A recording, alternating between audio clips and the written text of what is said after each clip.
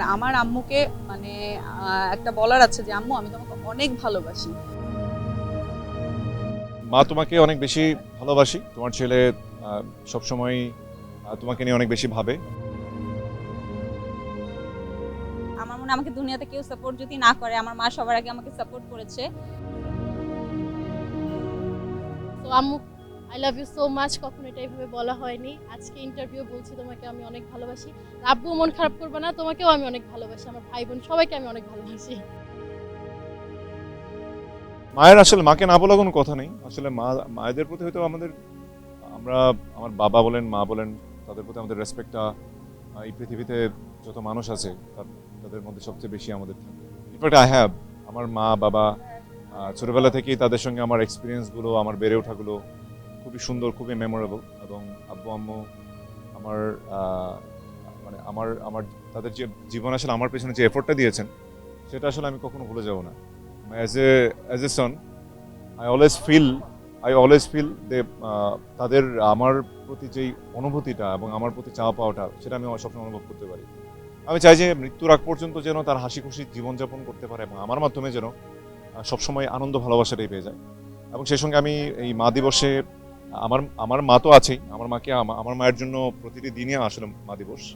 সেই সঙ্গে সবার মায়ের জন্য অনেক দোয়া। এবং আমি চাইবো যে প্রতিটি ইয়াং জেনারেশন, প্রতিটি ভাই বোন যেন তাদের মা বাবাকে সবচেয়ে বেশি হ্যাপি রাখে।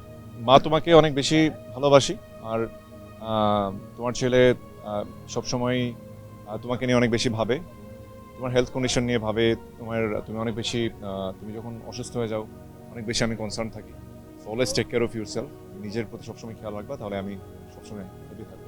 যেহেতু আমার মা দূরে থাকে, আমার মা চট্টগ্রামে থাকে, এবং আমার লাইফে আমি আজকে যতদূর পর্যন্ত এসেছি আমার মনে হয় আমার মায়ের ভূমিকাটা অনেক বেশি। আমার মনে হয় আমাকে দুনিয়াতে কেউ সাপোর্ট যদি না করে, আমার মা সবার আগে আমাকে সাপোর্ট করেছে। এবং ছোটবেলা থেকে এখন পর্যন্ত আমার যতটুকু অর্জন, সেটা খেলাধুলায় হোক, সেটা আমার প্রফেশনাল লাইফে হোক, এবং পড়াশোনার দিকেও যে আমি একটা ডিফারেন্ট জোনে পড়াশোনা করেছি, ফ্যাশন ডিজাইনিং নিয়ে পড়াশোনা করেছি, সেই ক্ষেত্রে হয়তো আমার ফ্যামিলি সাপোর্ট ছিল না, কিন্তু সবার আগে আমি আমার মায়ের সাপোর্টটা পেয়েছি। তার মনে হয়েছে যেহেতু আমি একটা ডিসিশন আসলে নিয়েছি, হয়তো আমি ওটাতে ভালো করবো, যেটা আমি ছোটবেলা থেকে আসলে করে এসেছি, যে আমি যে কাজটাই করেছি ট্রাই করেছি একদম পারফেক্টভাবে করার।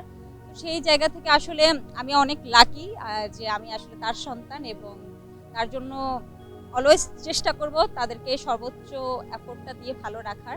আম্মু একটু টেনশন কম করো, নয়তো নিজে অসুস্থ হয়ে যাবে। আসলে আমাদের টেনশন করতে করতে তুমি অসুস্থ হয়ে যাচ্ছ। আর হচ্ছে ইনশাল্লাহ যেটাই করি অলওয়েজ রাইটটা করার চেষ্টা করবো, ভুল কোনো কিছু করবো না। আসলে মা দিবসে যে সবাই তো বলে যে সবসময় মাকে ভালোবাসে, সবাই সবার মাকে সবসময় ভালোবাসে, কিন্তু কিছু স্পেশাল থাকে যে মাকে একটু স্পেশাল ফিল করানো যায়। তো আম্মু, I love you so much, কখনো এটা এইভাবে বলা হয়নি। আজকে ইন্টারভিউ বলছি তোমাকে আমি অনেক ভালোবাসি। আব্বু মন খারাপ করবে না, তোমাকেও আমি অনেক ভালোবাসি, আমার ভাই বোন সবাইকে আমি অনেক ভালোবাসি। সবাইকে মা দিবসের শুভেচ্ছা। আর আমার আম্মুকে মানে একটা বলার আছে যে আম্মু আমি তোমাকে অনেক ভালোবাসি।